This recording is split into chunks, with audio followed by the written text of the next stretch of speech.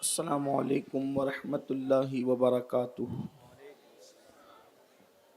الحمد للہ رب العالمین والعاقبۃ للمتقین والصلاة والسلام علی سید الانبیاء والمرسلین وعلی آلہ واصحابہ الطیبین الطاہرین، اما بعد فاعوذ باللہ من الشیطان الرجیم، بسم اللہ الرحمن الرحیم۔ وَلَنَبْلُوَنَّكُمْ بِشَيْءٍ مِّنَ الْخَوْفِ وَالْجُوعِ وَنَقْصٍ مِّنَ الْأَمْوَالِ وَالْأَنفُسِ وَالثَّمَرَاتِ وَبَشِّرِ الصَّابِرِينَ۔ صدق اللہ العظیم۔ غوث اعظم بمنے بے سرو ساما مددے، قبلِ دین مددے، کعبہ ایمان مددے، انتظار کرم تست من عینی را، اے خدا جو خدا بینو خدا دا مددے۔ بگردہ بے بلا افتاد کشتی، ضعیفانو شکستہ را تو پشتی، بحق کے خواجہ عثمان ہارون، مدد کن مدد کن مدد کن یا معین الدین چشتی۔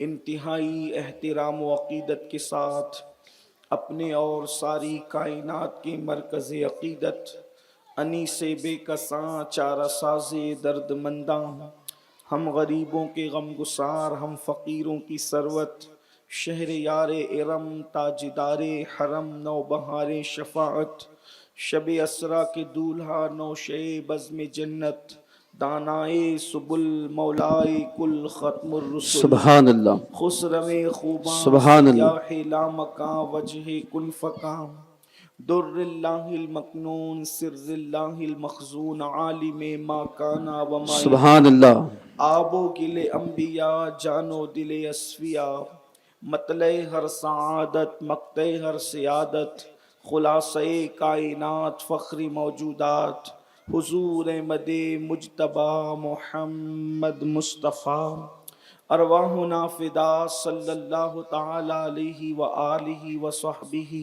وبارک وسلم کی بارگاہ بے کس پناہ میں جس طریقے سے پڑھاؤں، بلند آواز سے میرے ساتھ پڑھ لیں۔ الصلاۃ والسلام علیک یا رسول اللہ، الصلاۃ والسلام علیک یا رسول اللہ، الصلاۃ والسلام علیک یا نبی اللہ، الصلاۃ والسلام علیک یا نبی اللہ، الصلاۃ والسلام علیک یا حبیب اللہ، الصلاۃ والسلام علیک یا حبیب اللہ، وعلی آلک واصحابک یا نور اللہ، وعلی آلک واصحابک یا نور اللہ، صلی اللہ تعالی علیہ وسلم۔ صلی اللہ تعالی علیہ وسلم۔ آج 7 محرم الحرام گزر چکی ہے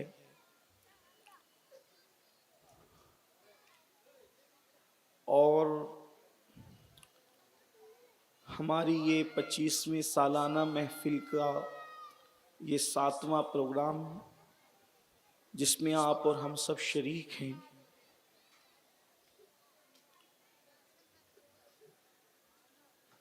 اہل البیت مصطفیٰ جان رحمت صلی اللہ علیہ وآلہ وسلم کی، انہوں نے کربلا کے سنگ لاخ میدان میں کس طرح سے قربانی دی اور کس طرح کا امتحان دیا، اب وہ داستان جو کلیجے کو چیرنے والی ہے، باضابطہ طور پر اس کا آغاز ہوتا ہے۔ حضرت سیدنا امام سری سختی رضی اللہ تبارک و تعالی عنہ کو ایک مرتبہ اللہ تبارک و تعالی نے الہام فرمایا۔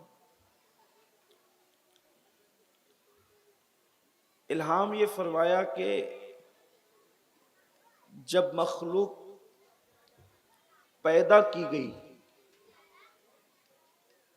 مخلوق تو اللہ کے لیے ہی پیدا کی گئی تھی.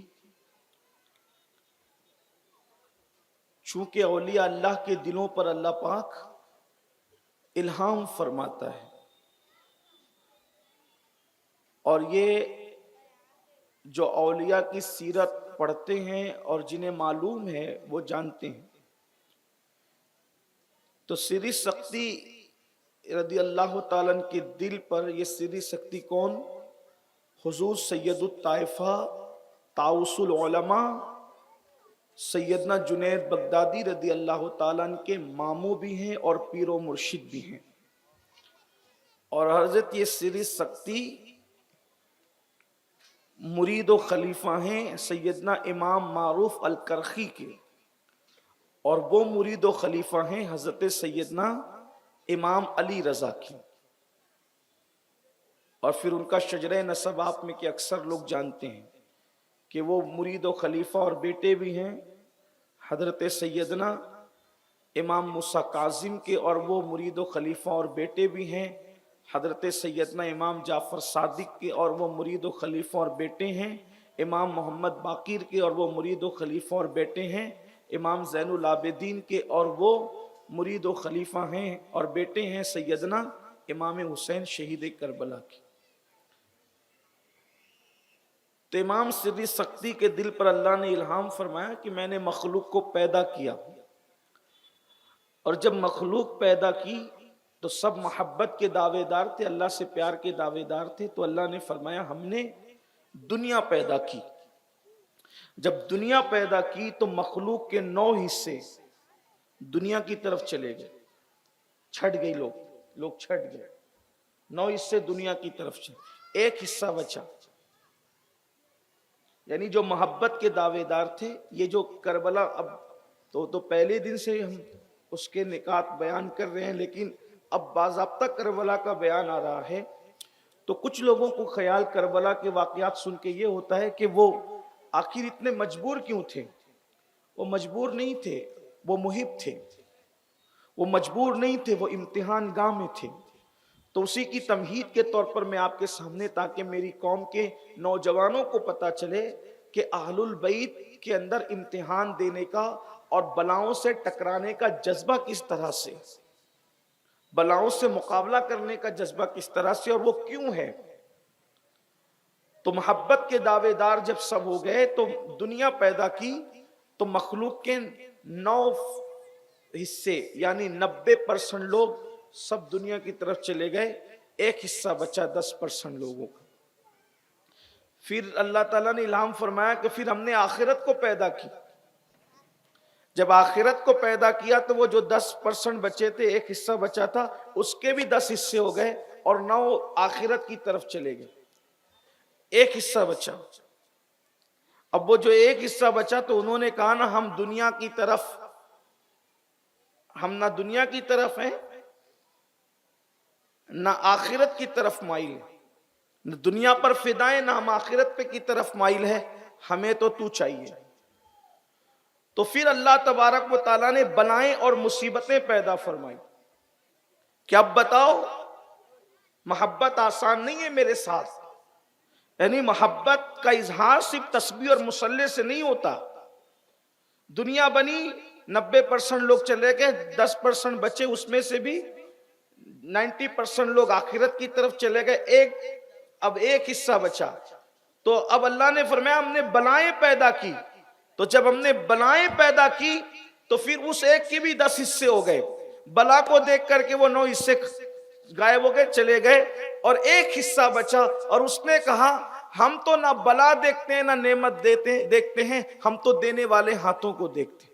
تو جو دے ہم قبول کریں گے. تب اللہ نے فرمایا یہی میرے سچے ولی ہیں، یہی میرے لوگ ہیں، یہی مجھ سے محبت کرنے والے ہیں. اور اہل البیت کو جو بلاؤں سے اور تکالیف سے مقابلہ کرنے کا جو ذوق و شوق ہے، حضرت سیدنا ابو ذر غفاری رضی اللہ تعالیٰ عنہ سے کسی نے پوچھا کہ آپ کو نعمت اور بلاؤں میں کیا پسند، نعمت اور بلا دونوں میں کیا پسند ہے؟ تو آپ نے جواب دیا اللہ جو دے دے وہی پسند ہے. تو جب یہ بات سیدنا امام حسن یا امام حسین کو بتائی گئی تو انہوں نے فرمایا اللہ ابو ذر پر رحم فرمائے، ہمیں تو نعمتوں سے زیادہ بلائیں پسند ہے، کیونکہ نعمتوں کے اندر کہیں نہ کہیں نفس کا دخل ہے اور بلا کے اندر یار کی رضا ہے، اس میں کوئی نفس کو دخل ہی نہیں ہے، اس لیے ہمیں وہ پسند ہے۔ تو اللہ کا جو جتنا مقرب ہوتا ہے اللہ پاک اس کو آزمانے کے لیے اتنی بلاؤں سے گزارتا ہے، مصیبتوں سے گزارتا ہے، تکالیف سے گزارتا ہے، اس کو آزماتا ہے۔ اور یہی آزمائش اہل البیت سے لی گئی، کیونکہ ڈگری بڑی دی تھی اللہ کے رسول صلی اللہ علیہ وآلہ وسلم نے، الحسن والحسین سیدہ شباب اہل الجنہ۔ حسن اور حسین صرف جنتی نہیں ہے، اس لیے کہ کسی کو جنتی کہہ دیا بڑی بات ہے، لیکن اللہ اکبر، صرف زبان نبوت سے ان کو جنتی نہیں کہا، بلکہ فرمایا یہ جنتی جوانوں کے سردار ہیں۔ تو اب جب سردار کہا تو ممکن ہے کسی کے دل و دماغ کے اندر یہ بات آ سکتی ہے کہ نواسوں کی محبت میں سردار کہہ دیا، اولاد کی محبت میں سردار کہہ دیا، بیٹی کی شفقت میں سردار کہہ دیا، اس لیے کہ محبت میں انسان بہت کچھ کسی کو بول جاتا ہے، لیکن پیدا ہوتے ہی سرداری کا اعلان تو کیا، مگر پھر اس کے بعد جب امتحان سے گزارا ہے تاکہ لوگوں کو پتا چل جائے سرداری صرف محبت اور پیار میں نہیں دی گئی ہے، بلکہ وہ تھے ہی اس قابل۔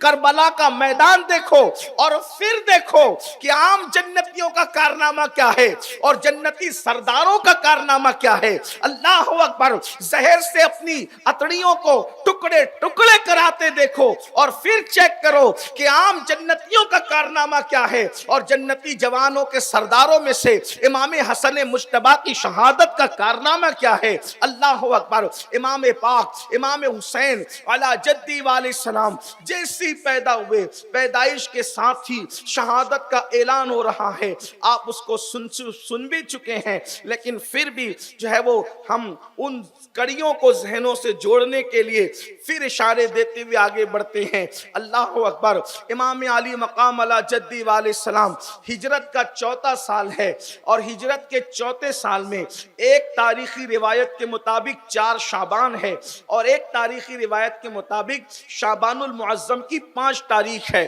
اور امام حسین رضی اللہ تعالیٰ عنہ کی ولادت ہوتی ہے بالفاظ یوں کہ سیدہ زہرا کے گلستان میں دوسرا پھول کھلتا ہے اور پنجتن کے عدد پورے 5 ہو جاتے ہیں۔ میرے پیارے آقا علیہ الصلوۃ والتسلیم کے پیارے دیوانوں، اللہ اکبر، امام پاک کی ولادت ہوئی۔ ولادت امام کے موقع پر اللہ کے رسول صلی اللہ علیہ وآلہ وسلم نے امام علی مقام کے کان میں اذان پڑھی، ان کے کان میں اقامت پڑھی، اور اس کے بعد اللہ کے رسول علیہ السلام نے گھٹی دی، اور گھٹی کا واقعہ بھی بہت تفصیل کے ساتھ پچھلے سالوں میں بیان ہو چکا ہے، اس لیے اس کی طرف نہ جاتی، بس اتنا اشارہ کہ اللہ کے رسول علیہ السلام نے اپنی زبان حضور علیہ الصلوۃ والتسلیم نے امام حسین علی جدی علیہ السلام کے منہ میں ڈالا، اور حسین زبان نانا کو ایسے چوسنے لگے جیسے کوئی بچہ ماں کا دودھ پیتا ہے۔ پتہ نہیں اللہ کے حبیب علیہ السلام نے جو وہ سینے کے اسرار و رموز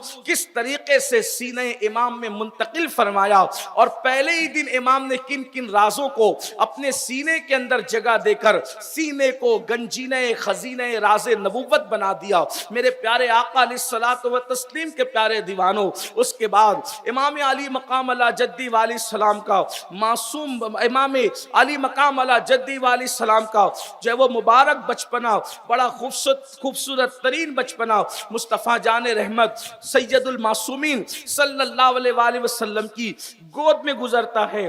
عمر کے تقریباً 6 سال امام علی مقام علی جدی علیہ السلام نے اپنے نانا کی گود میں گزارے ہیں۔ آقا کریم صلی اللہ علیہ وآلہ وسلم اللہ اکبر اتنا پیار فرماتے ہیں آپ سے، صحابہ کہتے ہیں اللہ کے رسول امام حسین کے ہونٹوں کو، منہ کو اور لعاب کو ایسے چوستے تھے جیسے کوئی انسان کھجور چوسا کرتا ہے، اور بار بار ایک دعا رہتی تھی زبان پر، اے اللہ میں اس سے محبت کرتا ہوں، تو بھی اس سے محبت فرماؤ، اور جو میرے حسین سے محبت کرے تو اس سے بھی محبت فرماؤ۔ اللہ اکبر۔ یعنی کربلا کا منظر دل و دماغ کے اندر جب سامنے آتا ہوگا، تصورات اور تخیلات میں آتا ہوگا، تو اس وقت اللہ کے حبیب علیہ الصلوۃ و تسلیم کا پیار کا اظہار یوں ہوتا ہوگا، بلکہ حضور علیہ الصلوۃ و تسلیم نے جب پہلی مرتبہ امام حسین کو اپنی گود میں لیا، اور گود میں لینے کے بعد آقا کریم مسکرا رہے تھے، اتنے میں سید الملائکہ جبریل امین حاضر ہوئے اور عرض کیا، یا رسول اللہ صلی اللہ علیہ وآلہ وسلم، مبارکباد آپ کے گھر میں آپ کی بیٹی کو بیٹا آیا ہے، آپ کے گھر بیٹا آیا ہے، لیکن یا رسول اللہ، اللہ تبارک و تعالی آپ کو یہ خبر دیتا ہے میرے ذریعے سے کہ آپ کے اس شہزادے کو فرات کے کنارے پر بھوکا اور پیاسا آپ کی امت شہید کر دے گی۔ اللہ کے رسول علیہ السلام نے فرمایا، جبریل میرے اس نواسے کو، میرے اس بیٹے کو میری امت فرات کے کنارے پہ شہید کر دے گی؟ جی یا رسول اللہ، اگر آپ چاہیں تو میں اس زمین کی مٹی جس کو کربلا کہتے ہیں وہ مٹی بھی پیش کر سکتا ہوں۔ اور حضرت جبریل امین نے پھر وہ مٹی مصطفیٰ جان رحمت کو اس وقت پیش فرمائی، اور اس کے بعد عرض کیا، یا رسول اللہ صلی اللہ علیہ وآلہ وسلم، جب یہ مٹی سرخ ہو جائے تو اس وقت سمجھ لیا جائے کہ حسین پاک کربلا میں شہید ہو گئے۔ اس وقت حضور علیہ السلام نے سب سے پہلے مرتبہ شہادت امام حسین کو سنا۔ آپ غور فرمائیں، اندازہ کریں، امام عالی مقام کی شہادت سب سے پہلے جس نے بیان کی، اس بیان کرنے والے کو جبریل کہتے ہیں، اور سب سے پہلے جس نے شہادت امام حسین کو سنا اس کو سید العالمین، سید المعصومین، مصطفیٰ جان رحمت کہتے ہیں۔ اور پھر اللہ کے رسول نے شہادت امام حسین کا ذکر سن کر آنسو بہائے، حضور علیہ السلام کی آنکھوں میں آنسو آئے۔ اللہ اکبر۔ جس سے کچھ نواسب کو تکلیف ہے کہ ذکر حسین کے بعد آنکھوں میں آنسو کیوں آتے ہیں، ہم کہتے ہیں تیرے بیٹے کی میت پر آنسو آئے، ہم کبھی اعتراض نہیں کرتے۔ اگر رسول کے شہزادے کی شہادت کو سن کر بطور ماتم نہیں، بطور احتجاج نہیں، اگر بطور محبت، اہل محبت کی آنکھوں میں آنسو آئے تو یہ تو پھر سنت مصطفیٰ ہے۔ حدیث سے اشارہ مل رہا ہے کہ شہادت حسین کو سن کر رسول اللہ کی آنکھوں میں آنسو آئے، اور اللہ اکبر، پھر صرف حضور کی آنکھوں میں آنسو نہیں آئے بلکہ اللہ اللہ، سیدہ مخدومہ فاطمہ الزہرا نے پوچھا، بابا آپ کیوں رو رہے ہیں، رونے کی وجہ کیا ہے؟ تب میرے آقا علیہ السلام نے کہا، ابھی جبریل آئے تھے اور حسین کی شہادت انہوں نے وہ پورا پھر واقعہ بیان فرمایا۔ پھر میرے آقا علیہ السلام نے گویا کہ اسی مقام پر جب جبریل نے شہادت پڑھی حضور سن کے روئے، پھر حضور علیہ السلام نے اسی وقت پڑھا اور سیدہ روئی، مولا علی روئے، ام الفضل روئی۔ اللہ اکبر۔ جس نے سنا اس نے آنکھ سے آنسو بہائے، بلکہ ہمارے اسلاف بزرگان دین تو یوں کہتے ہیں، اللہ اللہ، بالخصوص امام المتکلمین علامہ نقی علی خان رحمت اللہ علیہ اپنی کتاب میں لکھتے ہیں کہ محبت میں رونا وہ مقام عطا کرتا ہے۔ اللہ اکبر۔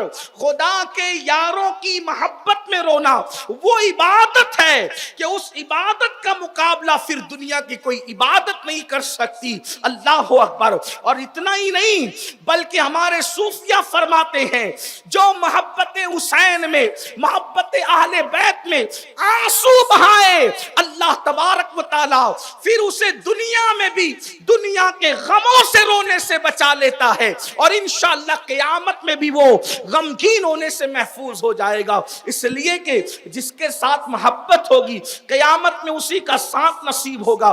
تو اللہ کے رسول علیہ السلام، اور پھر یہ بات بھی میری قوم کے جوانوں یاد رکھنا، کیونکہ کربلا بہت سارے لوگ لکھتے ہیں، بیان کرتے تو یہ بات کہی جاتی ہے کہ اللہ اکبر وہ اچانک حادثہ ہو گیا، اور یہ بات بھی میں نے اپنے کانوں سے کسی کو کہتے ہوئے سنی کہ اونٹ ذبح کرتے وقت جتنا ٹائم لگتا ہے اتنے ٹائم میں تو پورا کربلا ہو گیا، یہ 10 دن تک کربلا بیان کرنے کی کیا ضرورت ہے؟ اتنے میں کربلا ہو گیا تھا۔ جتنے میں اونٹ ذبح ہوتا ہے اتنے میں وہ 72 کے ٹکڑے ہو گئے تھے، بس بات ختم ہے، 2 منٹ کی بات ہے۔ لیکن آپ کو پتا ہونا چاہیے سیرت النبی کے بعد سب سے زیادہ اگر کوئی عنوان دنیا میں لکھا گیا ہے تو اسے کربلا کہتے ہیں۔ اگر وہ اتنا ہی مختصر ہے کہ اونٹ ذبح ہونے اتنا ہو گیا تھا اور وہ جا رہے تھے اور ان کو چند لوگوں نے پکڑ کے مار ڈالا اور ختم کر دیا، قصہ تمام ہو گیا، یہ بات میں اپنی طرف سے نہیں کہہ رہا ہوں، ہمارے سینے چھلنی ہوتے ہیں اس سے، لوگوں کو تکلیف ہوتی ہے کہ ہم کیوں یہ بات کرتے ہیں، ہم کہتے ہیں لوگ یہ بات کیوں کرتے ہیں، آخر نواسے رسول کی شہادت کو ہلکا کرنے کی کوشش کیوں کی جا رہی ہے، یزید سے رشتہ کیا ہے کسی کا، آخر کیوں یہ باتیں کہی جاتی ہے ہر سال۔ یاد رکھیے اللہ کے رسول علیہ السلام نے اپنے گھر والوں کو اتنی تفصیل سے کربلا بتایا کہ جنگ صفین کربلا پر جتنی کتابیں لکھی گئی ہے اس میں یہ روایت موجود ہے، چاہے امام ابن جریر طبری کو آپ دیکھ لیں، ابن کثیر کو اٹھا کر کے دیکھ لیں، آپ اسی طریقے سے جو ہے اور بھی جتنی اردو زبان کی، عربی زبان کی، فارسی زبان کی کتابیں ہیں، حتیٰ کہ جنگ صفین کا تذکرہ، کربلا بھی نہیں، صفین جس نے لکھی ہے، صحیح لکھی غلط لکھی اس پر بات نہیں کر رہا ہوں، مبالغہ کیا نہیں کہ اس میں بات نہیں کر رہا ہوں، لیکن صفین کا عنوان جب بھی آیا اس میں یہ روایت ضرور لکھی گئی کہ مولائے کائنات کا لشکر جب فرات کے کنارے سے گزرا تو اس وقت مولا علی نے فرمایا یہاں رکو، یہاں ٹھہرو، اور وہ علی جو کبھی بدر میں نہیں روتا نظر آئے، وہ علی جو احد خندق و خیبر میں کبھی روتے نظر نہ آئے، اس علی کو دیکھا گیا کہ فرات کے کنارے اتنا روئے کہ آنسوؤں سے داڑھی تر ہو گئی۔ لوگوں نے، ظاہر سی بات ہے جب کسی بہادر کو کوئی روتے ہوئے دیکھتا ہے تو لوگ حیرت کرتے یہ رو رہے ہیں۔ مولا مشکل کشا سے پوچھا گیا علی کیوں رو رہے ہو؟ کہتے ہو اس جگہ کو جانتے ہو، یہ کربلا ہے، کربلا۔ اور اتنا تفصیل سے رسول اللہ نے گھر والوں کو کربلا بتایا تھا کہ مولا علی نے اس دن کہا یہاں میرے حسین کے اونٹ بیٹھیں گے، یہاں ان کے خیمے لگیں گے، یہاں ان کے کجاوے رکھے جائیں گے۔ یعنی کربلا کتنی تفصیل سے غیب داں نبی نے اہل بیت کو بتایا تھا کہ اونٹ کے کجاوے کہاں رکھے جائیں گے زمین پر تک بتا دیا تھا، خیمے کہاں لگیں گے تک بتا دیا تھا، قبریں کہاں بنے گی تک بتا دیا تھا۔ اب بتائیں اتنی تفصیل سے جو واقعہ بتایا گیا ہو کیا وہ واقعہ معمولی ہے؟ اور وہ بھی کون ذات؟ محبوب رسول حضور علیہ الصلوۃ و تسلیم کہتے ہیں اللہ میں اس سے محبت کرتا ہوں حسین سے، اور جو اس سے محبت کرے تو بھی اس سے محبت کر۔ میرے آقا علیہ السلام فرماتے ہیں عرش کی 2 تلواریں ہیں، اللہ کے رسول علیہ السلام فرماتے ہیں عرش کی 2 تلواریں ہیں۔ تو کہا پوچھا کہ وہ 2 تلواریں کون سی؟ تو فرمایا ایک تلوار کو حسن کہتے ہیں، ایک تلوار کو حسین کہتے ہیں، عرش کی تلوار ہے۔ پھر فرمایا جنت کی زینت ہے، زینت جنت کیا ہے؟ تو کہا حسن ہے، حسین ہے۔ کہاں تک کہ ان شہزادوں کی شان بیان کی جائے، اللہ کے رسول علیہ السلام کی گود میں آتے ہیں، چھلانگ لگا کر بیٹھتے ہیں، داڑھی کے اندر انگلیاں ڈالتے ہیں، جبریل امین حاضر ہیں تو جبریل امین عرض کرتے ہیں حضور آپ اس شہزادے سے محبت کرتے ہیں؟ جی بڑی محبت ہے حضور، اس کو شہید کر دیا جائے۔ حضور علیہ الصلوۃ و تسلیم امام حسین کا گلا چوما کرتے تھے، گلا، بچوں کی پیشانی چومی جاتی ہے حضور پیشانی بھی چومتے تھے، منہ چوما جاتا ہے منہ بھی، لیکن امام حسین کا گلا بھی چومتے تھے۔ لوگ کہتے تھے گلا چومنے کی وجہ کیا ہے؟ تو فرماتے ہیں اسی پہ خنجر چلے گا۔ جب یاد آتا ہے تو حضور گلا چومتے۔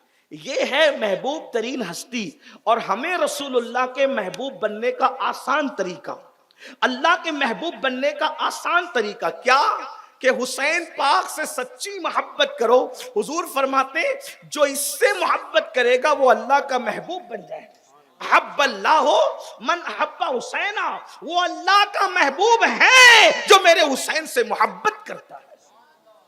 بلکہ ایک روایت یہاں تک بیان کی گئی، اللہ کے رسول علیہ السلام ایک دعوت میں تشریف لے جا رہے، ایک بچے کو بچوں میں کھیلتے دیکھا تو حضور علیہ السلام اس کو پیار کرنے لگے۔ صحابہ نے پوچھا حضور اس بچے سے کوئی خاص رشتہ ہے؟ کہا کوئی رشتہ نہیں ہے، بس یہ میرے حسین سے محبت کرتا ہے۔ میں نے دیکھا کہ میرے حسین کے پیروں کی مٹی کو یہ اٹھا رہا تھا تو میں نے دیکھا کہ یہ بچہ میرے لاڈلے سے پیار کرتا ہے تو میں نے اس سے پیار کیا، اور اتنا ہی نہیں قیامت میں اس کی بھی شفاعت کروں گا، اس کے ماں باپ کی بھی شفاعت کروں گا، کیونکہ میرے لاڈلے حسین سے پیار کرتا ہے۔ میرے پیارے آقا علیہ السلام کے پیارے دیوانوں، سیدنا ابو ہریرہ رضی اللہ تعالی فرمایا کرتے تھے، یہاں پھر ایک بات عرض کروں جو میں ہر سال کہتا ہوں، ہر جگہ کہتا ہوں، یہ کہ صحابہ نے اہل البیت سے جتنی محبت کی ہے آج اس کا ہم تصور نہیں کر سکتے۔ صحابہ سچے لوگ تھے، صاف دل لوگ تھے، حضور علیہ السلام نے ان کے دلوں کا تزکیہ کیا تھا،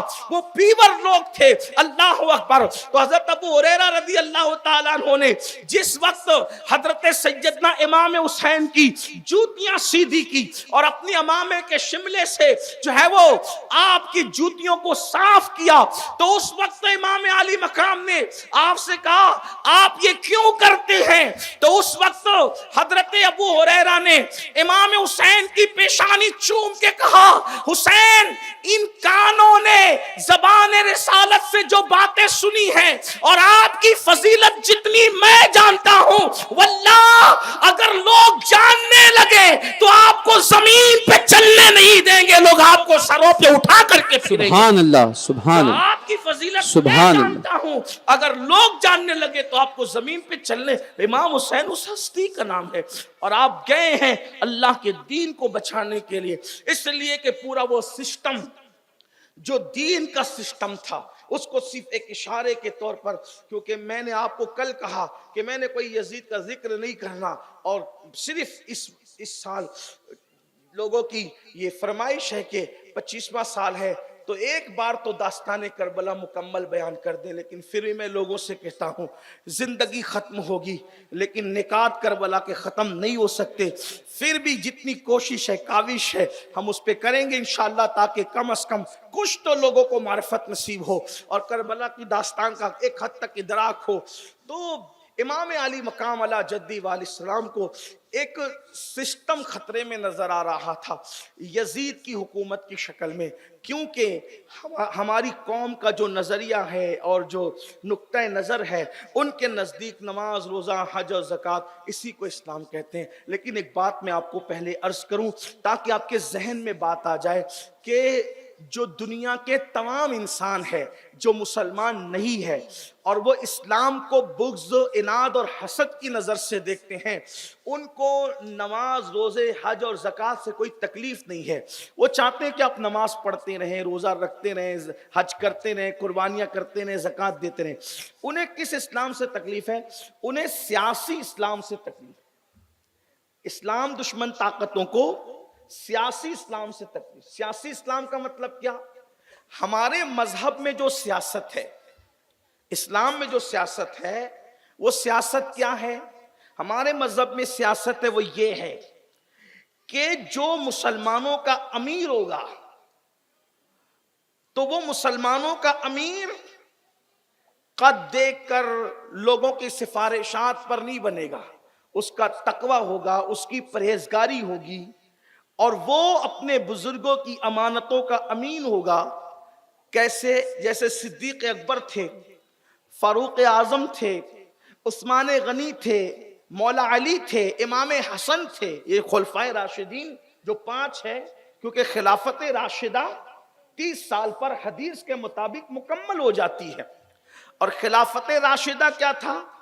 باپ کے بعد بیٹا نہیں بیٹھے گا، چچا کے بعد بھتیجا نہیں بیٹھے گا، ماموں کے بعد بھانجا نہیں بیٹھے گا، بلکہ جو حقدار ہوگا اس وقت جو سب سے بہتر ہوگا وہ مسلمانوں کا امیر ہوگا، یہ ہے۔ اور اس کو اکابرین چنیں گے، مسلمانوں کی اکثریت چنے گی، اور پھر وہ یہ کہ وہ اللہ رب العزت کے قانون کو نافذ کرے گا، شریعت کو نافذ کرے گا۔ کیسے؟ یعنی اگر کوئی چوری کرے، چوری کی ایک مقدار ہے، کوئی چوری کرے تو اس کا ہاتھ کاٹا جائے گا، ہر جگہ نہیں، جہاں اسلامی حکومت ہے وہاں چوری کرے، اسلامی حکومت ہوگی، ہاتھ کاٹا جائے گا۔ زنا کرے، اگر وہ غیر شادی شدہ ہے تو کوڑے لگیں گے، اور شادی شدہ ہے تو اس پر جو ہے اس کو سنگسار کیا جائے گا لوگوں کے سامنے علل اعلان۔ اب آپ سے پوچھتا ہوں، جب زانی سنگسار ہوگا لوگوں کے سامنے تو کیا کوئی زنا کرنے کی ہمت کرے گا؟ جس کے ہاتھ کٹیں گے کیا پھر وہ کوئی چوری کرنے کی ہمت کرے گا؟ جو شراب پیے گا اس کو کوڑے لگائے جائیں گے۔ اسی طریقے سے ایک قانون ہے اسلام کا، بہرحال، اور مگر ایسے نہیں کہ دو لوگوں نے کہہ دیا، ادھر اس نے کہہ دیا کہ فلاں نے زنا کر لیا تو سنگسار، ایسے نہیں، کوا کان لے گیا پر اسلام فیصلہ نہیں کرتا۔ اتنے محتاط انداز سے اسلام کے یہاں کوئی جرم ثابت ہوتا ہے، 4 عادل ثقہ اور صاحب مروت لوگ جب تک کہ گواہی نہ دے کہ فلاں نے زنا کیا، اور زنا بھی ایسے نہیں کہ میں نے اس سے سنا، اس نے اس سے سنا، یہ سنی سنائی نہیں، میں نے دیکھا، اور دیکھا بھی تو ایسے نہیں ادھر سے جھانک کے دیکھا ادھر سے بھانک کے دیکھا نہیں، بلکہ قانون یہ ہے جیسے سوئی کے اندر دھاگا دیکھا جاتا ہے، جب تک ایسے نہ دیکھے اس کی بات نہیں مانی جائے گی۔ چاروں آئے گواہی دینے، ایک ساتھ چلے آئے تو بھی نہیں مانا جائے گا۔ یہ قانون ہے ہمارے یہاں۔ اگر کسی کو اسلام کا لاء اور قانون پڑھنا ہے تو اس کو جو ہے وہ پڑھنا چاہیے۔ اتنا خوبصورت اللہ نے قانون نازل کیا ہے۔ ابھی ہمارے یہاں جو ہے وہ بہت زیادہ لوگوں کو دیکھا گیا کہ لڑکیوں کے ساتھ جو ہے وہ گینگ ریپ ہو رہے ہیں، زنا ہو رہی ہے، اجتماعی عصمت دری ہو رہی ہے، تو لوگوں نے، کسی نے کہا کہ عورت کو چاہیے کہ پرس میں چاقو رکھ کر کے نکلے اور یہ رکھ کر کے نکلے، تو میں نے کہا اتنی نادانی تو نہ کرو، جو زنا کرنے آئیں گے وہ پہلے تو پرس ہی چھینیں گے۔ ایسا تھوڑی ہوگا کہ میں بھی آپ کا پرس اپنے پاس رکھیں اور ہم جو چاہیں کریں، ایسے ہوگا؟ تو پہلے تو ہتھیار ہی چھینا جائے گا۔ اس لیے ہم کہتے ہیں کہ اگر آپ سخت سے سخت ترین سزا زانیوں کو جب تک نہیں دیں گے اور علل اعلان نہیں دیں گے، اس وقت تک کہ آپ بیٹیوں کی عزت کو تحفظ نہیں دے سکتے۔ اسی لیے آپ دیکھیں، اسلام نے جہاں جہاں نظام نافذ کیا وہاں عورتیں بھی محفوظ رہی، لوگ بھی محفوظ رہے، لوگوں کی عبادت خانے بھی محفوظ رہے، عزت اور آبرو بھی محفوظ رہی۔ تو دیکھیے اب اپنے یہاں قانون کیا ہے؟ مرد ریشم نہیں پہن سکتے، مرد سونا نہیں پہن سکتے، غیر مسلم جو ہماری یعنی اسلامی حکومت میں رہیں گے تو ان سے جو ہے وہ ٹیکس بڑھا کر نہیں لیا جائے گا، بلکہ ان سے جزیہ کے نام پر جو ہے بہت مختصر سی کوئی رقم لی جائے گی، اور جب لی جائے گی تو اس سے ان کی جان، ان کی مال کی حفاظت کی جائے گی۔ یہ ہے، ایک مرتبہ ایسا ہوا کہ اسلامی حکومت کو کہیں کوئی مسئلہ درپیش آیا تو جزیہ وصول کر لیا گیا تھا، لیکن جب مسلمان جانے لگے تو امیر المومنین نے فرمایا جزیہ واپس کر دو، اس لیے کہ ہم نے جو جزیہ لیا تھا اس لیے لیا تھا کہ ان کی جان اور مال کی حفاظت کریں گے، اب تم واپس جا رہے ہیں تو نہ جان کی حفاظت ہے نہ مال کی حفاظت ہے، تو جو لیا تھا اس کو واپس کر دیا۔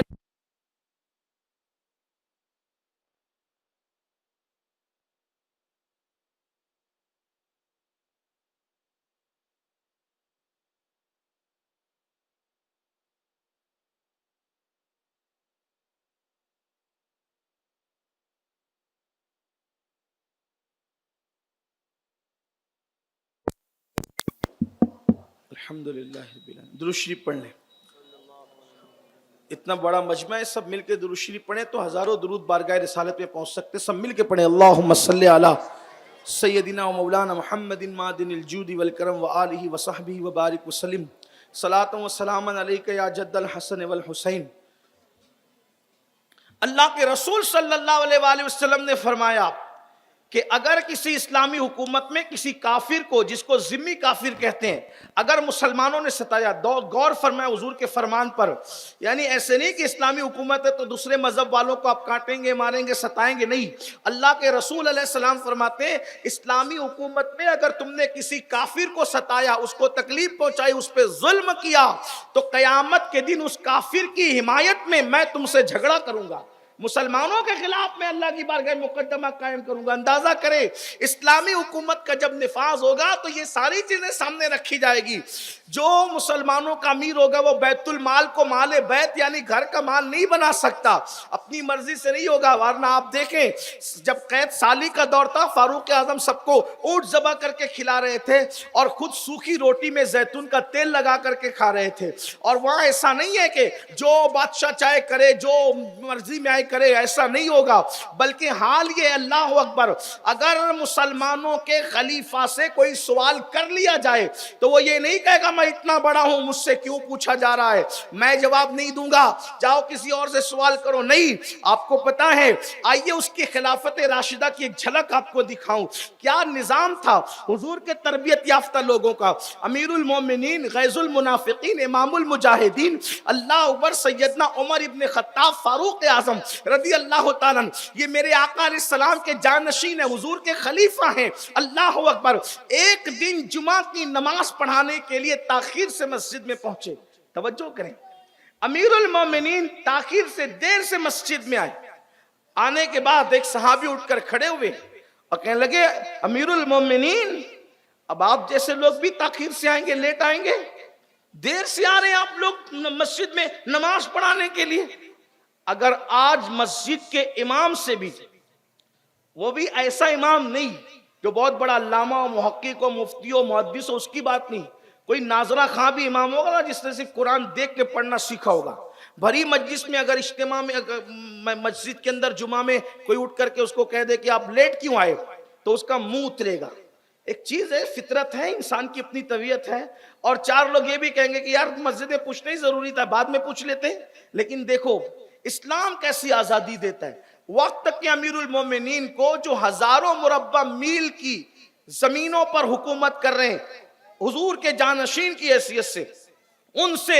بھری مسجد میں، مسجد نبوی میں پوچھا جا رہا ہے آپ دیر سے کیوں آئے، لیٹ کیوں آئے، فاروق اعظم رضی اللہ تعالیٰ ممبر پہ تشریف لے گئے، چہرے پہ کوئی رنگ نہیں ہے، کتنے اچھے لوگ تھے، حضور کے تربیت یافتہ تھے، ڈائریکٹ شاگرد تھے، اٹھ کر کے کھڑے ہوئے فرمایا کہ دیر آنے کی وجہ یہ ہے کہ عمر کے پاس ایک ہی جبہ ہے، ایک ہی لباس ہے، ایک کے سوا دوسرا نہیں ہے، تو میں نے یہ جبہ دھو کر کے سکھنے کے لیے ڈالا تھا، اور آج مدینے میں دھوپ نہیں نکلی، بادل تھے، تو میرا جبہ سوکھنے میں دیر ہو گئی، اس لیے عمر کے آنے میں بھی دیر ہو گئی۔ آپ غور کریں، یہ حال تھا، اور اس وہ جبے کا حال یہ تھا کہ اس کی آستینوں سے دھاگے لٹک رہے تھے، یعنی وہ ایک جبہ بھی تھا تو ایسا قیمتی نہ تھا بلکہ اس سے دھاگے لٹک رہے تھے، یہ حال تھا کس کا؟ جو 3 بر اعظموں پہ حکومت کر رہا تھا، تو یہ نظام تھا۔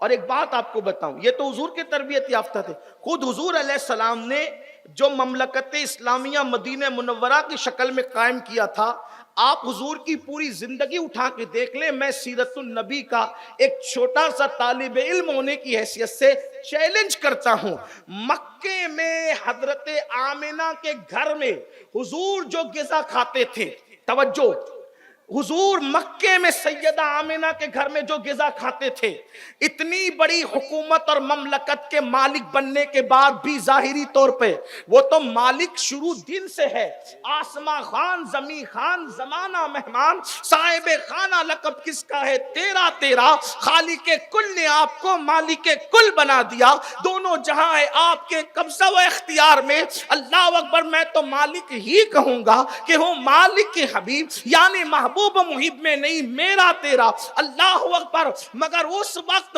جو سیدہ آمنہ کے گھر میں غذا ہے، اتنی بڑی حکومت کی بنیاد رکھنے کے بعد وقت کے تاجدار جن کے قدموں میں سرنڈر ہو گئے، وقت کے بڑے بڑے سردار جن کی نالین کو بوسہ دینے کے لیے تیار ہو گئے، آخری دن بھی رسول اللہ کی غذا وہی تھی، فرق نہیں آیا۔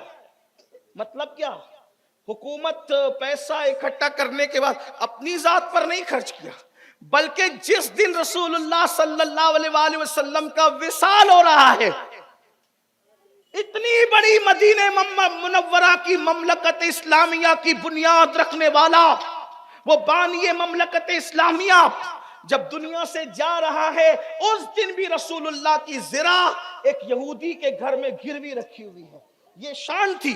اب امام علی مقام کو یہ احساس تھا، اگر یزید اسی کرسی پہ بیٹھ رہا ہے جس پہ اللہ کے رسول کا بھی جلوہ گر تھے، پھر حضور علیہ السلام کے بعد صدیق اکبر، ان کے بعد فاروق اعظم، ان کے بعد عثمان غنی، ان کے بعد مولا علی، ان کے بعد امام حسن۔ مولا علی کی شہادت کے وقت لوگ مولا علی سے کہہ رہے تھے حسن کو اپنے بعد خلیفہ بنا دیں، تو مولا علی فرماتے ہیں نہ بناؤں گا نہ منع کروں گا، جب رسول اللہ نے اپنے بعد کسی کو نامزد نہیں کیا تو میں کیوں نامزد کروں؟ اور سن لو، اگر لوگ حسن کو چاہیں گے، اس کی خلافت پر متفق ہوں گے تو اس کو خلیفہ مان لیں گے، میں کسی کو بنا کر نہیں جاؤں گا۔ صدیق اکبر نے اپنے بیٹوں کی موجودگی میں فاروق اعظم کو منتخب کیا، فاروق اعظم نے اپنے بیٹوں کی موجودگی میں 6 اصحاب کو جو ہے وہ منتخب کیا کہ 6 میں سے کسی کو مقرر کر لو۔ عثمان غنی کے بعد اکابرین مولا علی کے پاس آئے، مولا علی کے بعد لوگ بالاتفاق امام حسن کو اپنا خلیفہ اور امام مانا، لیکن یزید تو زبردستی بیٹھ رہا تھا۔ پھر یزید اگر وہ کم ہوتا تو بات تھی، لیکن یاد رکھنا انسان کو پہچاننا بھی بہت بڑا ہنر ہے۔ لوگوں کی نظر 3 سال کے بعد یزید کے کردار پر 3 سال بعد پہنچی، امام اس کو پہلے ہی دن سے پہچانتے۔ ریشم پہننا، بندروں کا ناچ دیکھنا، زنا، شراب، یہ ساری چیزیں اس کی اپنی محبوب اور پسندیدہ تھی۔ وہ تو یہاں تک کہہ گیا، لکھنے والوں نے کہاں تک انصاف کیا، لیکن کتابوں میں لکھا ہے کہ اگر دین محمدی میں شراب پینا حرام ہے تو پھر عیسائی بن کر کے شراب پی لو۔ وہ یہ بھی کہہ گیا کہ بنو ہاشم پر کوئی وحی نہیں آئی، انہوں نے تو دنیا جمع کرنے کے لیے نبوت و رسالت کا ڈھونگ رچایا تھا، معاذ اللہ ثم معاذ اللہ۔ اس طرح سے یعنی دین کی پوری شکل بگڑنے والی تھی۔ امام علی مقام کو یہ پتا چلا کہ حضرت امیر معاویہ رضی اللہ تعالیٰ عنہ کا انتقال ہو گیا، فالج کے مرض میں وہ دنیا سے تشریف لے گئے، اور یزید زبردستی بادشاہ بن بیٹھا۔ بہرحال یزید بادشاہ بن گیا، اس نے خط لکھا بادشاہ بننے کے بعد، کس کو؟ ولید کو، جو ان لوگوں کی طرف سے مدینے کے حاکم تھے۔ ولید کو خط لکھا کہ عبداللہ ابن زبیر، عبداللہ ابن عمر، عبد الرحمن ابن ابو بکر اور حسین ابن علی، ان لوگوں سے بیعت لو۔ یہ لوگ بیعت کریں تو ٹھیک، اگر نہیں بیعت کریں تو انہیں قتل کر دو۔ یعنی پہلے ہی دن سے اس کی نیت خراب۔ اور یہ صرف دشمن امام حسین کا نہیں تھا، امام حسن کی شہادت میں بھی پورے طور پر یزید کا ہاتھ ہے۔ اس کے ثبوت ہیں تاریخ کے اندر، باضابطہ طور پہ باتیں، وہ یزید ہی تھا۔ وہ ایک الگ تفصیل ہے، لیکن ہم دور چلے جائیں گے۔ تو عرض یہ کر رہا تھا کہ امام علی مقام تو مدینہ منورہ میں مقیم تھے۔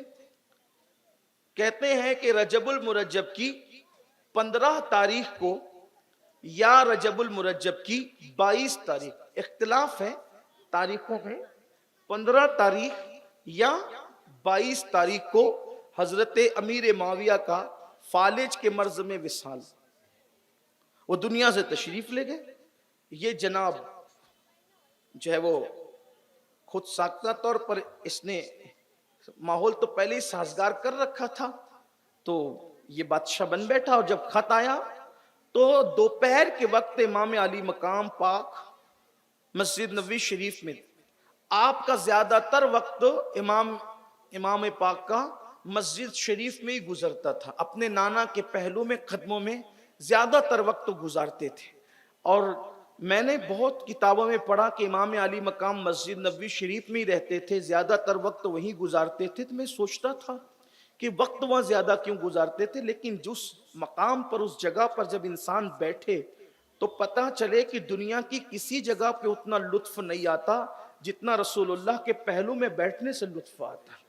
انسان سارے غم بھول جاتا ہے، ساری تکلیفیں فراموش کر جاتا ہے۔ بہرحال آپ دوپہر کا وقت تھا، حضرت سیدنا عبداللہ ابن زبیر اور حضرت امام علی مقام کو ولید نے ایک آدمی اپنا بھیج کر کے بلایا کہ جاؤ دونوں کو بلا لاؤ، اس لیے کہ عبداللہ ابن عمر سے ان کو زیادہ خطرہ نہیں تھا، کیونکہ عبداللہ ابن عمر کو لوگ مسجد کی کبوتری کہتے تھے۔ یعنی آپ کا زیادہ تر عبداللہ ابن عمر جو تھے وہ مسجد میں وقت گزارا، بڑے زاہد تھے، بڑے پارسا، سنت رسول کے بڑے عامل تھے، حضور سیدنا فاروق اعظم کے شہزادے تھے۔ تو یہ بات بھی کہی گئی تھی ایک دوسرے خط میں کہ عبداللہ ابن زبیر کا حال یہ ہے کہ جب تک وہ موقع نہ پائیں گے وہ آگے نہیں آئیں گے. عبداللہ ابن عمر سے کوئی مسئلہ نہیں ہے، اس لیے کہ عبداللہ ابن عمر تو عبادت گزار آدمی ہے، ان کی توجہ اس طرف نہیں ہوگی. لیکن امام حسین سے تھوڑا ہوشیار رہنے کی ضرورت ہے، کیونکہ وہ شیر کا بیٹا شیر ہے. ہاں، وہ برداشت نہیں کرے گا کسی کو، تو اس لیے پہلے ادھر نظر زیادہ ہونی چاہیے.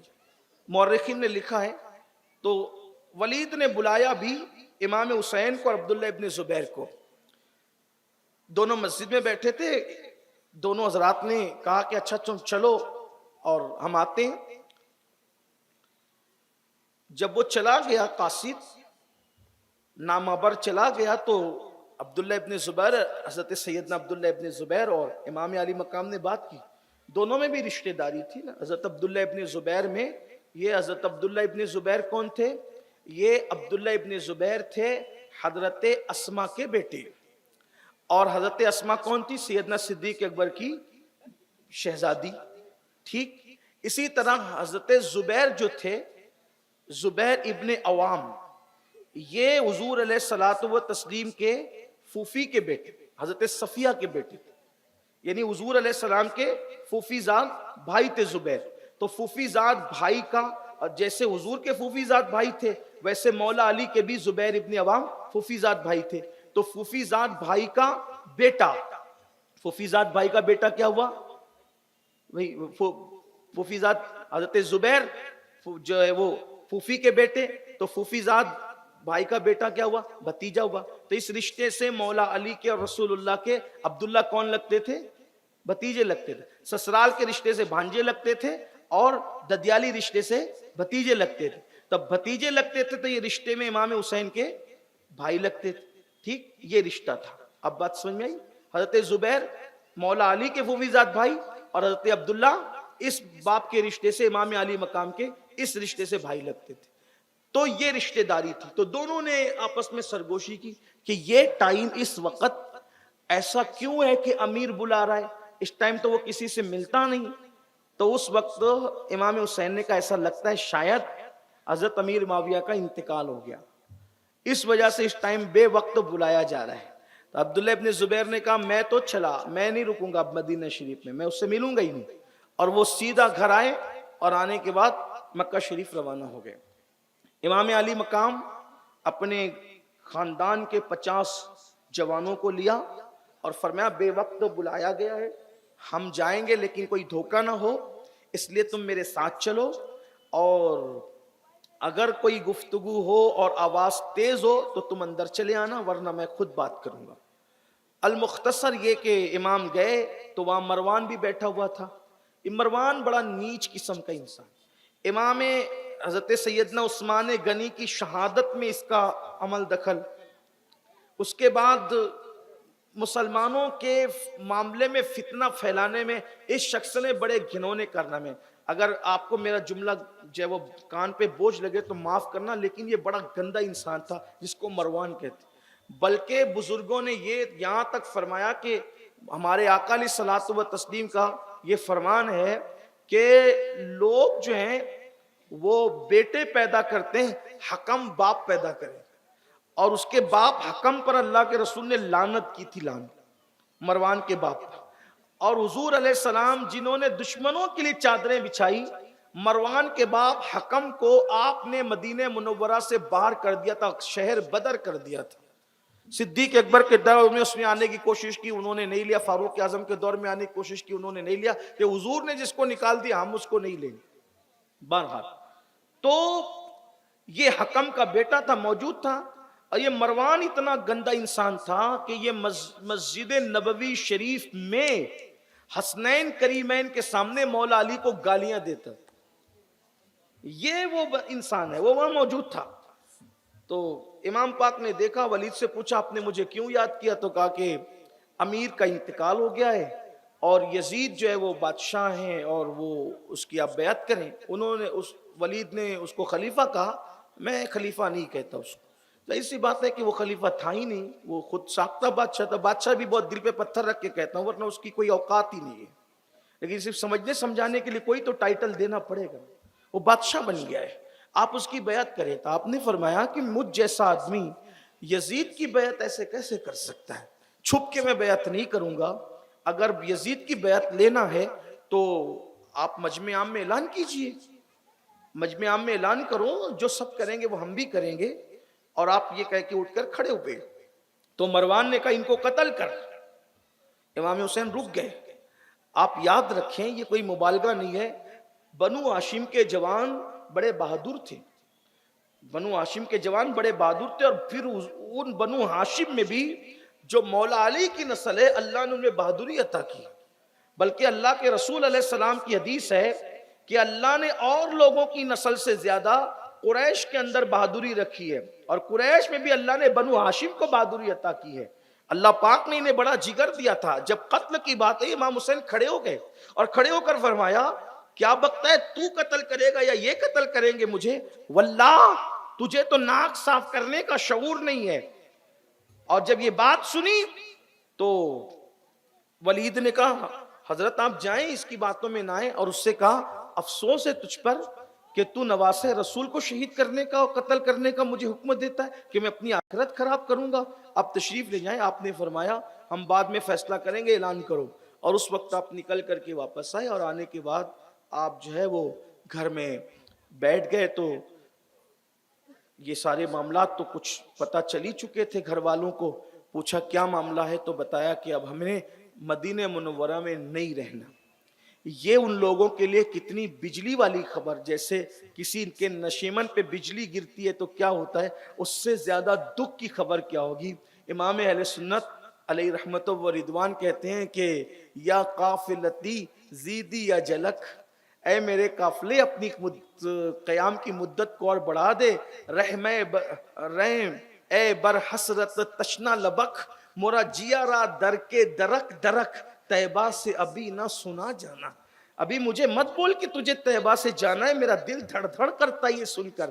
اے میرے قافلے والو مدت قیام کو دراز کرو، بڑھاؤ، ابھی طیبہ سے جانے کی بات مجھے نہ سناؤ. 14ویں صدی کا عاشق جب یہ درد دل رکھتا ہے تو جو وہاں پیدا ہوئے ہوں گے، وہیں پلے بڑے، جن کا سب کچھ طیبہ میں تھا، مدینہ منورہ میں تھا، جب یہ بات سنی کہ ہم نے مدینہ چھوڑ دینا ہے، رہنا نہیں. غیرت اسلام دیکھیں، حمیت اسلام دیکھیں، دین پہ قربانی کا جذبہ دیکھیں. ایک لمحے میں فیصلہ ہو رہا ہے ہم نے نہیں رہنا، اس لیے کہ یا تو اپنی خواہش بچانا ہے یا تو دین بچانا ہے. اپنی خواہش اور تمنا ہے مدینہ منورہ میں رہنا، اور رسول اللہ کی خواہش اور تمنا یہ ہے کہ دین بچانا. ہم اپنی خواہشات کو مصطفیٰ جان رحمت کی مرضی پہ قربان کر دیں گے، حضور کی مبارک خواہش پہ قربان کر دیں گے. ہم مدینے میں نہیں رہیں گے، دین بچانے کے لیے نکلیں گے. اور اس کے بعد پھر امام نے فرمایا تیاری کرو اور جائیں گے ہم.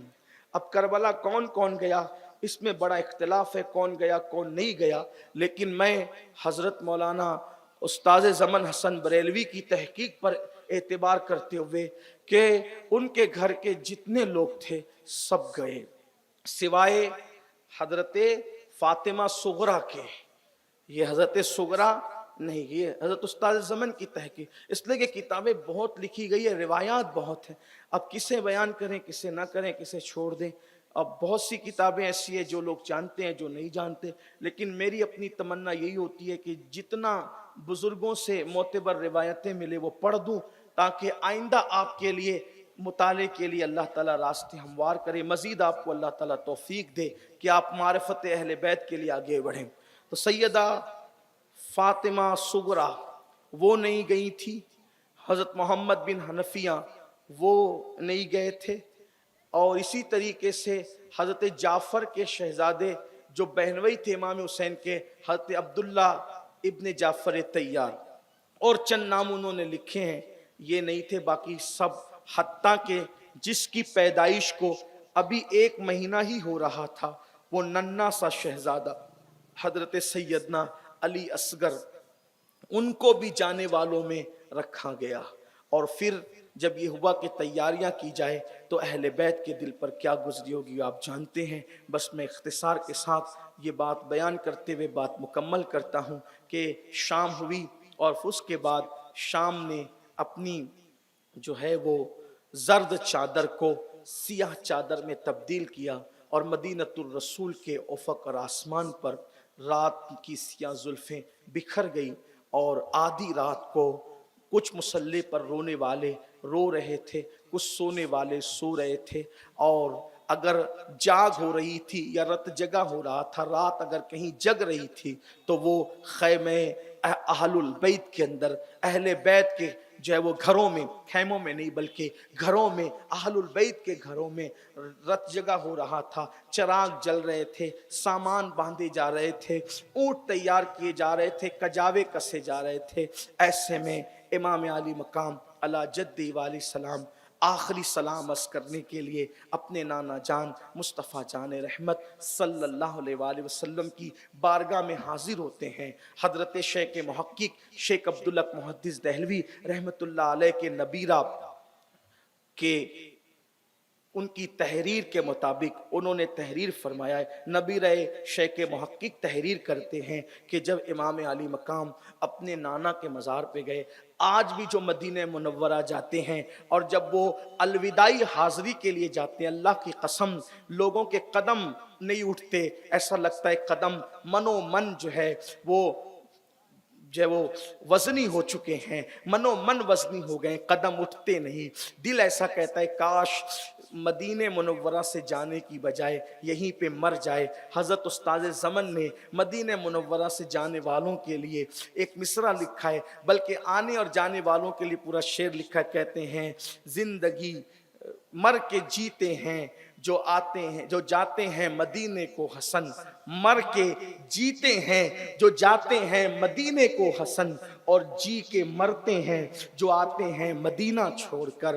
یعنی کہ ایک موت طاری ہوتی ہے انسان کے اوپر جب وہ مدینہ منورہ چھوڑتا ہے۔ اہل ظاہر کے لیے کچھ نہیں ہوتا، لیکن اہل عشق کے لیے تو موت سے بھی بڑی تکلیف ہے مدینہ طیبہ کو چھوڑنا۔ لیکن اے میری قوم کے جوانوں اور میری ماؤں اور بہنوں اور دور نزدیک میں پوری دنیا میں انٹرنیٹ پر جو لوگ بھی سن رہے ہیں، ان سب کی توجہ چاہتا ہوں۔ اللہ اکبر، جو 8 دن 10 دن مدینہ طیبہ میں قیام کرے، مدینہ جس کا وطن نہ ہو، اس کی الوداعی حاضری کی کیفیت یہ ہوتی ہے۔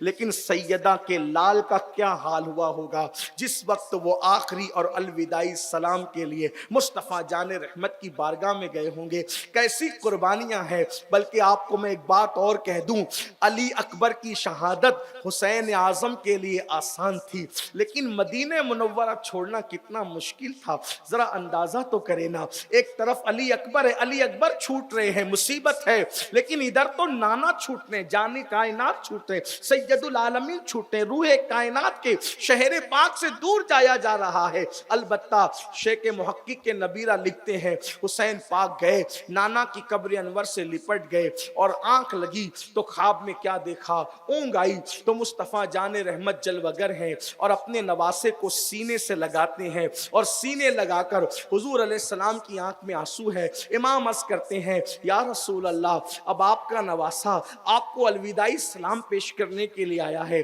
آقا میں نے مدینے میں نہیں رہنا ہے۔ آقا علیہ السلام فرماتے ہیں میرے لال جا، تجھے کربلا میں بھوکا پیاسا شہید کیا جائے گا۔ آقا علیہ السلام سینے لگا کے خود بتا رہے ہیں تیرے بچوں کو شہید کیا جائے گا، اور پھر تمہیں حسین استقامت اور صبر و رضا کا پیکر بن کر اللہ اکبر اپنی جگہ پر قائم رہنا، دین کی حفاظت کرنا۔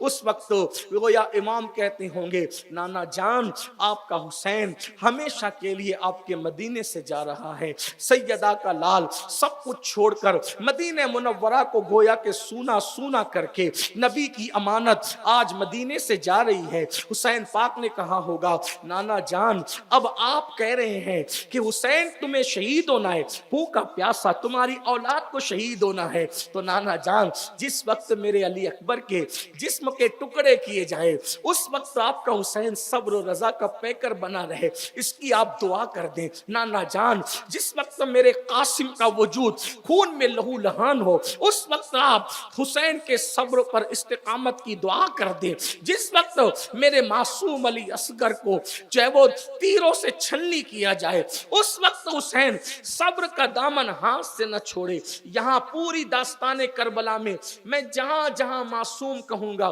اسی معنی میں کہوں گا جس میں علامہ ارشد القادری نے کہا، نہ کہ اس معنی میں جس معنی میں روافظ کہتے ہیں. اس لیے ہر جگہ وضاحت نہیں ہوگی، لیکن آپ سمجھ لیجئے گا. نانا جان جو ہے وہ جس وقت اللہ اکبر خیمے جلے صبر کی دعا کریں، اور اللہ اکبر کس طرح سے حسین نے نانا کو آخری سلام کیا ہوگا اور کس طرح اپنے آنسوؤں کو خشک کیا ہوگا، یہ تو امام علی مقام جانے. امام علی مقام اپنے نانا کو سلام پیش کرتے ہیں، اللہ اکبر، اور لپٹ لپٹ کر روتے ہیں. اور خواب سے جب آنکھ بیدار ہوتی ہے تو آنسوؤں کی لڑیاں تھی. امام اپنے نانا کے مزار کو دیکھتے اور نانا کے مزار کے در و دیوار کو دیکھتے. ہائے ہائے، آج کے بعد اب لوگ قیامت تک صبح و شام مدینے آتے جاتے رہیں گے، لیکن ہائے اب وہ مدینہ کبھی نہیں آئے گا ظاہری جسم کے ساتھ جس کو رسول اللہ سینے پہ بٹھاتے ہیں، جس کو کندھوں پہ بٹھاتے ہیں، جس کے لیے نماز میں سجدے طویل کر دیتے ہیں. امام اپنے نانا کو آخری سلام پیش کر کے پھر اپنی والدہ سیدہ مخدومہ کی بارگاہ میں سلام رخصت پیش کرنے کے لیے آتے ہیں. انہوں نے کیسے سلام پیش کیا، کیا عرضیاں پیش کی، یہ تو میں نہیں جانتا، لیکن محض چشم تصور سے اللہ اکبر ہمارے صوفیہ نے جو بیان کیا ہے کہ امام جب ماں کے مزار پر سلام رخصت پیش کرنے پہنچے اور ہم محض چشم تصور سے دیکھتے ہیں تو ایسا لگتا ہے اللہ اکبر اللہ اکبر، چاند پورے آب و تاب کے ساتھ چمک رہا ہے، ستاروں کی انجمنیں سجی ہوئی ہے، درودوں کے گجرے لے کر کے ملائکہ زمین پہ ارض مدینہ پہ اتر رہے ہیں، اور کربلا کا مسافر سیدہ کا لال ماں کے مزار کو لپٹ کر کہتا ہے، امی جان جس کو بڑے نازوں سے پالا تھا، جس کو بڑے ناز و نم سے پرورش کی تھی، امی جان جب میں روتا تھا تو نانا کہتے تھے فاطمہ حسین کو نہ رلایا کرو، حسین روتا ہے تو میرا دل تڑپ جاتا ہے. اللہ اکبر، جس حسین کے لیے قافلے روک لیے جاتے تھے، جس حسین کے لیے سجدے طویل کر دیے جاتے تھے، جس حسین کو کندھوں پہ اٹھایا جاتا تھا، اور امی جان جس حسین کی بھوک کے لیے آپ تڑپ جاتی تھی، جس کے لیے چکیاں چلاتی تھی، اللہ اکبر. امی جان اب یہ آپ کا بیٹا ہمیشہ کے لیے مدینے سے جا رہے، امی میرے صبر کے لیے دعا کرنا امی. اللہ اکبر، پتہ نہیں ماں کو کیا معروضات پیش کیے حسین پاک نے. اور کہ صوفیہ یہاں تک کہتے ہیں کہ امام علی مقام نے جب یہ عرضیاں لگائی تو اس وقت سیدہ پاک کے مزار اقدس پر جو ہے وہ زلزلے کی کیفیت نمودار ہوئی. اللہ اکبر، یعنی کہ قبر انور ہلنے لگی. پتہ نہیں اس وقت تو امام کی کیا کیفیت ہوگی اور کس طرح آنسو خشک کیے گئے ہوں گے، لیکن اتنا ضرور ہے محض چشم تصور سے اہل عشق اللہ اکبر یہ کہتے ہیں کہ سیدہ کی طرف سے ندا آئی، حسین فاطمہ کے دودھ کا حق ادا کرنا میرے لال. اے لال فاطمہ، جس دن کے لیے تجھے پالا گیا ہے اس کا حق ادا کرنا. اللہ اکبر. اور یہ بھی کہا گیا حسین جاؤ تمہارا اللہ محافظ ہے، اور تم یاد رکھنا کربلا میں جب تم امتحان دو گے تو تم اکیلے نہیں رہو گے. اس امتحان کو دیکھنے کے لیے تمہارے نانا بھی آئیں گے، اس امتحان کو دیکھنے کے لیے تمہارے بابا بھی آئیں گے، اس امتحان کو دیکھنے کے لیے تمہاری امی بھی آئے گی، اس امتحان کو دیکھنے کے لیے تمہارے بھیا بھی آئیں گے کہ کس صبر و رضا کا امتحان کس انداز سے دیتے ہو. حسین پاک نے پتہ نہیں کس طرح اپنی والدہ سے رخصت چاہی، اور اس کے بعد پھر جس بھائی کو جان سے زیادہ چاہتے تھے بھائی کی قبر پر لپٹے چشم تصور سے دیکھتے ہیں تو پتہ چلتا ہے امام نے اپنے بھائی کو کہا ہوگا، حسن جس کے لیے میں جان سے زیادہ جس کو عزیز رکھتا تھا اور تم جان سے زیادہ جس کو چاہتے تھے، آج وہ امانت مدینہ مدینے سے رخصت ہوتی ہے، جس کا مدینہ سب کچھ تھا اور جو مدینے والوں کے لیے سب کچھ تھا، اب وہ ہمیشہ مدینے سے جاتا ہے. امت المومنین کو سلام پیش کیا اور اہل بقی کو سلام सलाम पेश करके नाना के रोजे की तरफ बार बार नजर लगा लगा करके इमाम अपने घर की तरफ गए।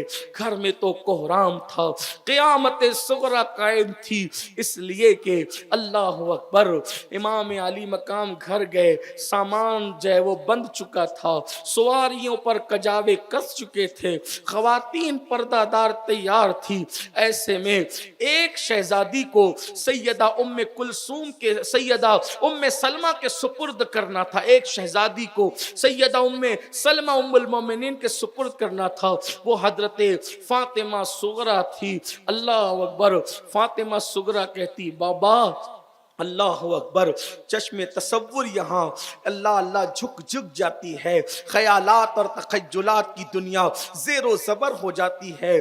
सुगरा पाक कहती थी, बाबा सकीना जाती हैं, सारी अम्मियाँ जाती हैं और ख़वातीन जाती है, हत्ता कि अली असगर तक जाते हैं, मैंने क्या किया बाबा, मैं क्यों ना जाऊँ। उस वक्त शहजादी को सीने लगाया और फरमाया, बेटी तुम बीमार हो सुगरा और तुम सफर नहीं कर सकोगी। सुगरा के बारे में अल्लाह अकबर हमारे बाज बुजुर्गों ने लिखा, सैयदा सुगरा फातिमा कहती है, बाबा किसने कहा मैं बीमार हूँ, ये देखो मैं उठ सकती हूँ, मैं चल सकती हूँ। और कहने वाले कहते हैं, लिखने वाले लिखते हैं कि मेरे नबी की वो पोती सैयदा सुगरा फातिमा अपने बाबा के साथ चलने के लिए पूरी हिम्मत जुटाती है और हिम्मत जुटा करके जैसे ही खड़े होने की कोशिश करती है, कई दिन की बीमार सुगरा जमीन पर गिर जाती है।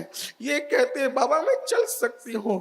इमाम अली मकाम थाम लेते हैं सैयदा सुगरा के, फिर कहती है, बाबा अगर सवारियों की कमी है तो मैं पैदल चल लूंगी, सवारियों के साथ थोड़ी देर तेज चलूंगी, बुखार की हिद्दत कम हो जाएगी, शिद्दत कम हो जाएगी।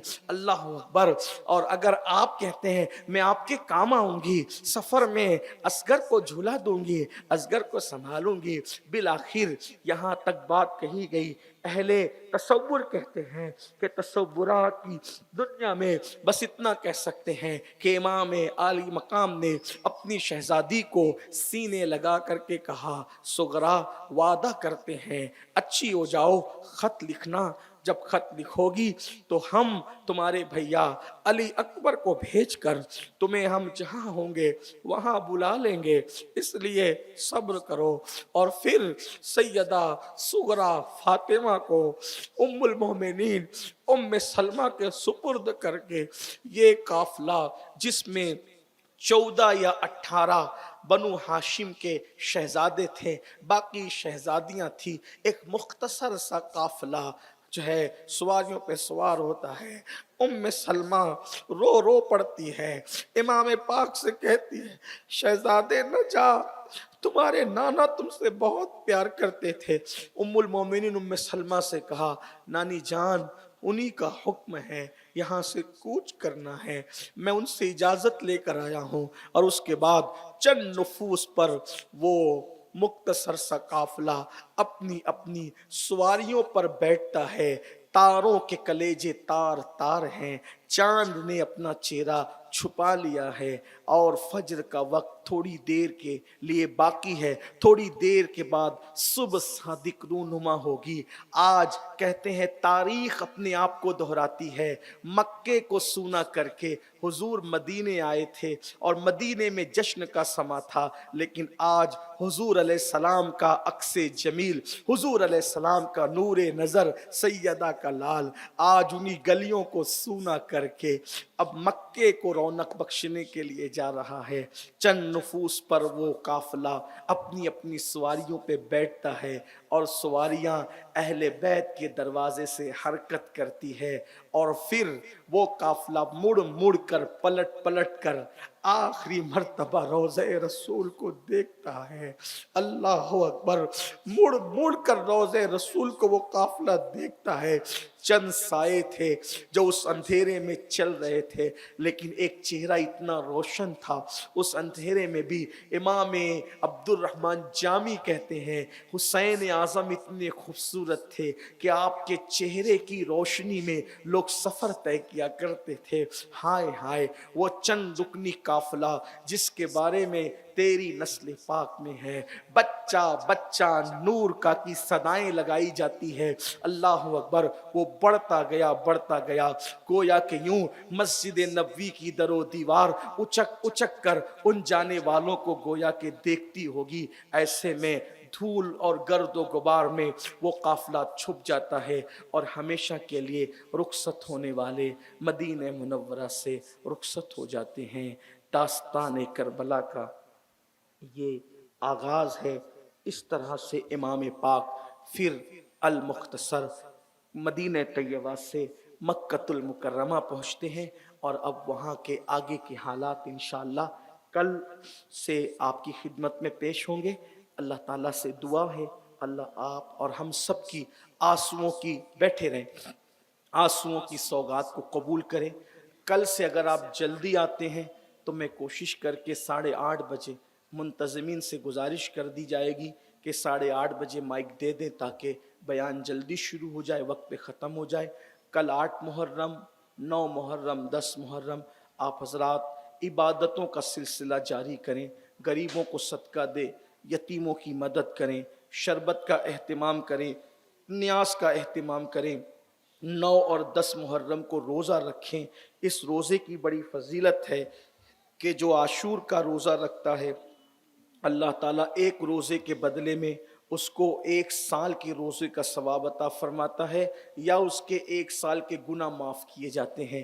اس لیے روزوں کا اہتمام کریں. خواتین سے بھی گزارش ہے کہ 9 اور 10 محرم کو ضرور روزہ رکھیں. ان راتوں میں عبادتوں کا اہتمام کریں.